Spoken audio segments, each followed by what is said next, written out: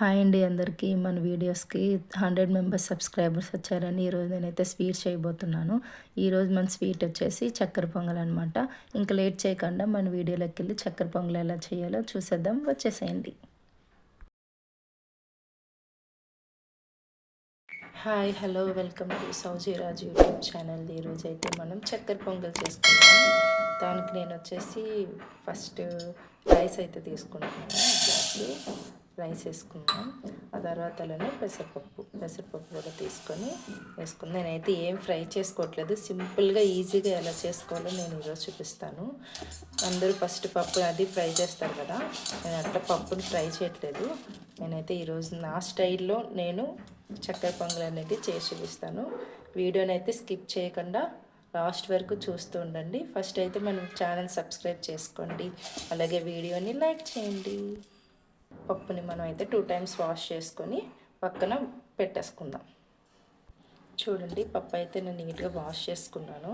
2 times to 3 times wash చేసుకున్నాను. Wash చేసుకొని అలాగే వాటర్ యాడ్ చేసుకుందాం.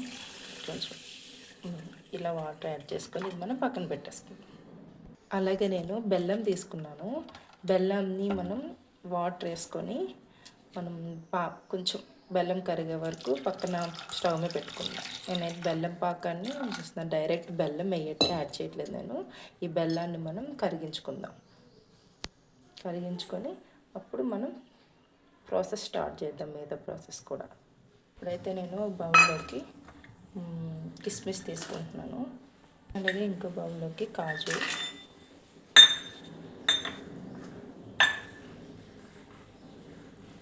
అలాగే ఎండుకొబ్బరి కూడా తీసుకున్నాను నేను. చూడండి, కాజు ఇలా ఎండుకొబ్బరి తీసుకోవాలి. 3 తీసుకొని ఇప్పుడు నీటిని నేను గీలో రోస్ట్ చేసుకున్నాను. నేను ఏఎంసీలోనే చేస్తున్నాను. ఏఎంసీలో చాలా టేస్టీగా ఉంటుంది. నేను చేసి చూపిస్తాను ఈరోజు ఏఎంసీలో. ఫస్ట్ అయితే మనం ప్యాన్ని ప్రీ హీట్ చేసుకుందాం. తెలుసు కదా మనకి ప్యాన్ ప్రీ హీట్ అవ్వడానికి ఇక్కడ వరకు మనకి పాయింటర్ అయితే మనం స్టవ్ ఆన్ చేసుకున్నాం. ఫస్ట్ చూడండి, ఇక్కడ పక్కన నేను బెల్లం కూడా నేను కరిగించుకుంటున్నాను. వాటర్ వేసి చెప్పాను కదా ఇందాక బెల్లాన్ని కరిగించుకోవాలని. పక్కన నేను బెల్లంని కరిగించుకోవడానికి నేను పెట్టేసుకున్నాను. ప్యాన్ హీట్ అవుతుంది మనకి. ప్యాన్ హీట్ అయిన తర్వాత ప్రాసెస్ స్టార్ట్ చేద్దాం. ప్యాన్ అయితే మొత్తం హీట్ అయ్యే వరకు ఉంచట్లేదు, ఎందుకంటే ఇది చాలా హీట్ ఉంటుంది ప్యాన్. మనం డ్రై ఫ్రూట్స్ రోస్ట్ చేసుకోవడానికి మన ప్యాన్ అంత హీట్ అయితే మనకి డ్రై ఫ్రూట్స్ అనే కలర్ త్వరగా చేంజ్ అయిపోతుంది. కాబట్టి నేను లిడ్ ఓపెన్ చేసి నేను గీ యాడ్ చేసుకుంటున్నాను. చూడండి, గీ యాడ్ చేస్తున్నాను. నేను 2 spoons గీ యాడ్ చేస్తున్నాను.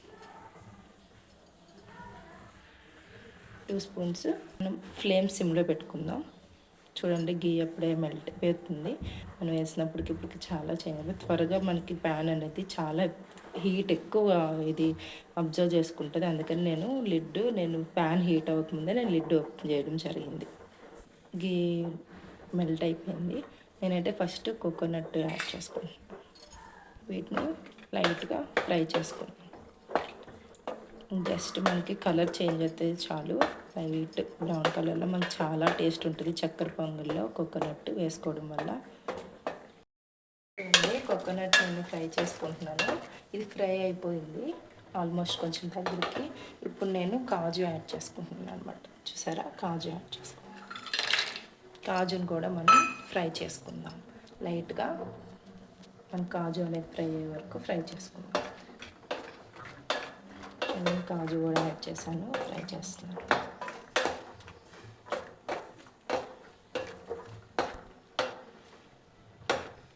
చూడండి, ఫ్రై అయిపోతున్నాయి మనకి కోకోనట్ అవి కూడా. నేను ఈ లోపు నేను కిస్మిస్ కూడా యాడ్ చేసుకొని ఫ్రై చేసేసుకుంటున్నాను. స్వీట్ అయితే చాలా టేస్టీగా ఉంటుంది, ట్రై చేయండి మీరు ఇంట్లో. నేనైతే ఎప్పుడూ లాగా కాకుండా డిఫరెంట్ చెప్తాను. చక్కెర పొంగలి మనందరూ పప్పు ఫ్రై చేసి ఇట్లా మనం కుక్కర్లో పెట్టి చేస్తాం కదా, అట్లా కాదు, చాలా టేస్ట్ ఉంటుంది. చేసి చూడండి, మీరు కూడా ట్రై చేయండి ఇంట్లో. ఇవైతే ఫ్రై అయిపోతున్నాయి. నేనైతే వీటిని బౌల్లో తీసుకుంటున్నాను. ఆల్మోస్ట్ ఫ్రై అయిపోయినాయి మనకి కిస్మిస్ అవన్నీ కూడా. వీటిని బౌల్లో తీసుకుంటాను. డ్రై ఫ్రూట్స్ని అయితే ఇలా బౌల్లో తీసుకున్నాను. ఇప్పుడు మనం ఇందాక పెసరపప్పు బియ్యం నానబెట్టాం కదా, చూపిస్తాను. మనం ఇందాక నానబెట్టుకున్నాం కదా పెసరపప్పు బియ్యం, ఇందులో వాటర్ని మనం సెపరేట్ చేసేయాలి. చూడండి నేను వాటర్ని సెపరేట్ చేశాను. ఇందాక మనం ఏదైతే మనం గీలో రోస్ట్ చేసుకున్నామో అదే గీలో మనం ఇప్పుడు ఈ రైస్ని అలాగే పప్పుని కూడా యాడ్ చేసుకొని ఫ్రై చేసుకున్నాం. నేను యాడ్ చేసుకున్నాను. దీన్ని అయితే మనం బాగా ఈ గీలో ఈ రైస్ని అలాగే పప్పుని కూడా మనం బాగా ఫ్రై చేసుకున్నాం. చాలా బాగుంటుంది టేస్ట్. ఇట్లా నానబెట్టి ఫ్రై చేస్తాం కదా, కానీ నేనే అంత ఎక్కువసేపు కూడా నానబెట్టలేదు. చాలా బాగుంటుంది. ఇట్లా ఫ్రై చేసుకున్నాం. కొంచెం మనకి ఆ పప్పు రైస్ ఇంకా పచ్చాసన పోయే వరకు మనం వీటిని ఫ్రై చేసుకోవాలి. మనం పక్కన బెల్లంని కూడా మనం కరిగించుకుంటాము. బెల్లం అలా కరుగుతుంది చూడండి. బెల్లం అంతటి మనం ఇంకొక 2 minutes కరిగించుకుంటే మన బెల్లం అనేది రైస్ కూడా ఫ్రై అవుతుంది. పప్పు అలాగే చూడండి గీలో మనకి బాగా రోస్ట్ చేసుకోవాలి. నేను కొంచెం మంట హై చేస్తున్నాను, మీడియంలో పెడుతున్నాను, అంత హై కూడా కాదు. తీసుకొని ఫ్రై చేసుకుంటాం. చూడండి మనకి రైస్ అట్లనే పప్పు కూడా బాగా ఫ్రై అయిపోయింది. సిమ్లో పెట్టుకుందాం అన్నట్టు.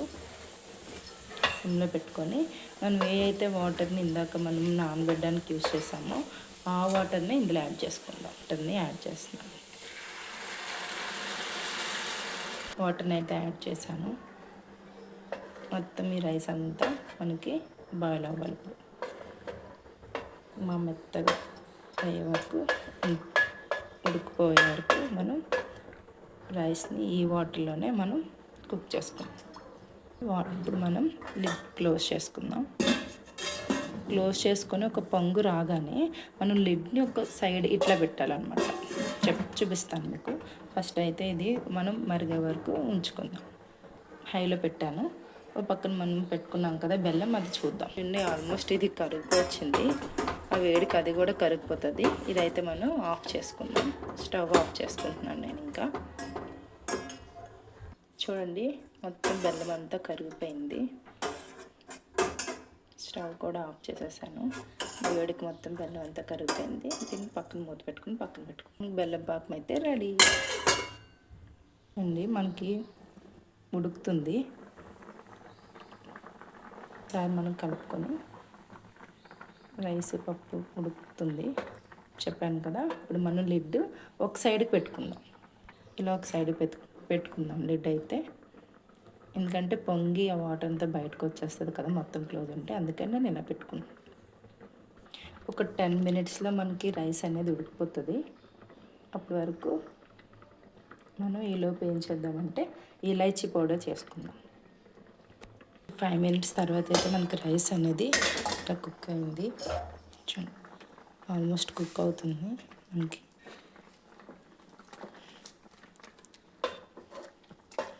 ఇంకొక 5 minutesలో మనకి ఉడికిపోతుంది మొత్తం. మళ్ళీ అలాగే లిడ్ పెట్టేసుకొని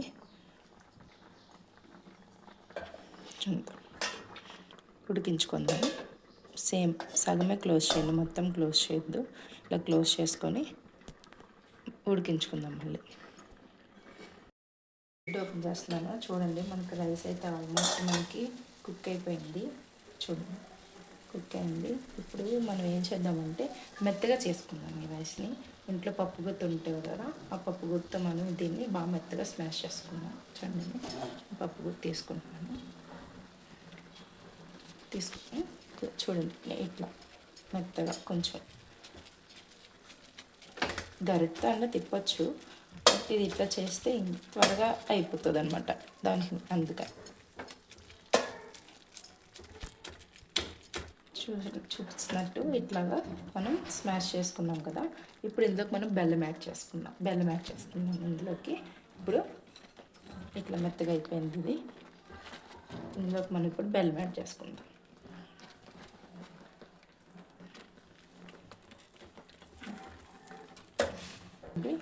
ఇందాక మనం కరగబెట్టుకున్నాం కదా బెల్లం, ఆ బెల్లం వాటర్ని కూడా ఇందులో యాడ్ చేసుకుందాం. అంతే. చూడండి సరిపోకపోతే మళ్ళీ యాడ్ చేసుకుందాము. ఇప్పుడు కలుపుకుందాం అనమాట. ఒకసారి కలిపేసుకొని మనం ఈ బెల్లం వాటర్ ఆ రైస్లో మిక్స్ అయ్యేలా కలుపుకుందాం.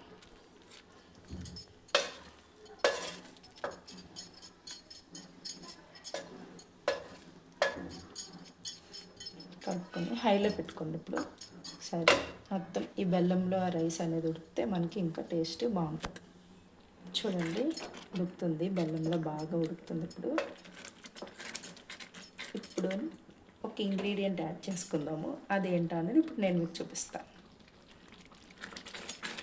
ఉడుకుతుంది, అయితే స్టవ్ సిమ్లో పెడతాను.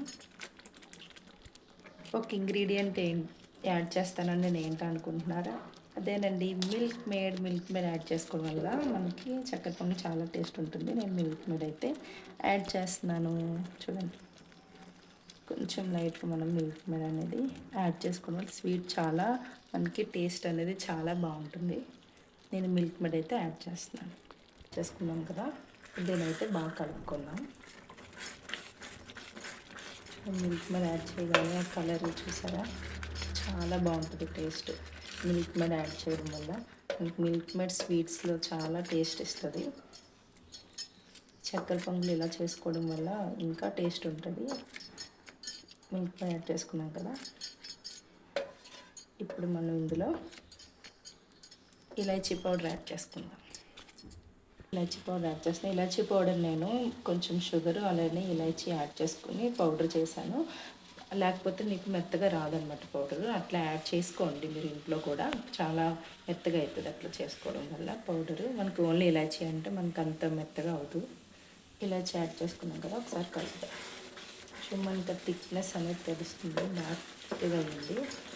ఇప్పుడు మనం ఒకసారి బెల్లం చెక్ చేసుకొని, మనం ఇందాక వాటర్ ఉంది కదా, ఆ బెల్లం వాటర్ని యాడ్ చేసుకుందాం. ఒకసారి స్వీట్ చెక్ చేసుకొని అప్పుడు యాడ్ చేసుకోండి మీరు. నేనైతే ఇప్పుడు ఆ వాటర్ని కూడా ఇందులో యాడ్ చేస్తాను.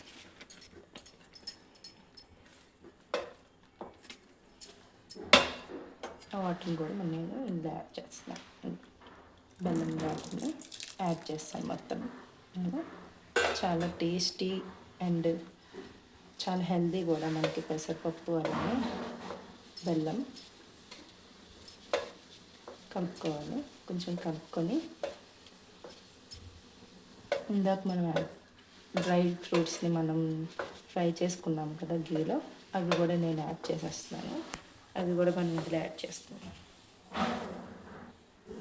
డ్రై ఫ్రూట్స్ని యాడ్ చేస్తున్నాను. యాడ్ చేసుకొని ఒకసారి కలుపు.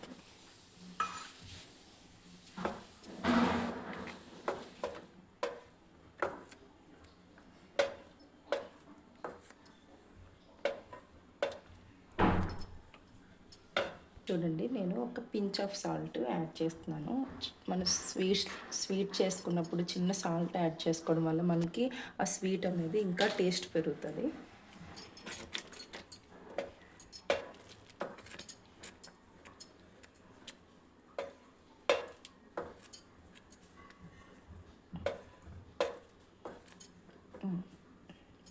చూడండి, లాస్ట్ అండ్ ఫైనల్గా నేను ఒక స్పూన్ గీ యాడ్ చేసుకుంటున్నాను.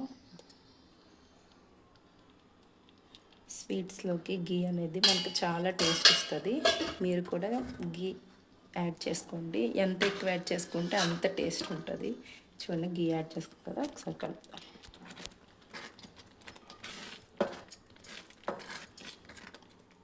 అంతే, స్టవ్ ఆఫ్ చేసుకుందాం.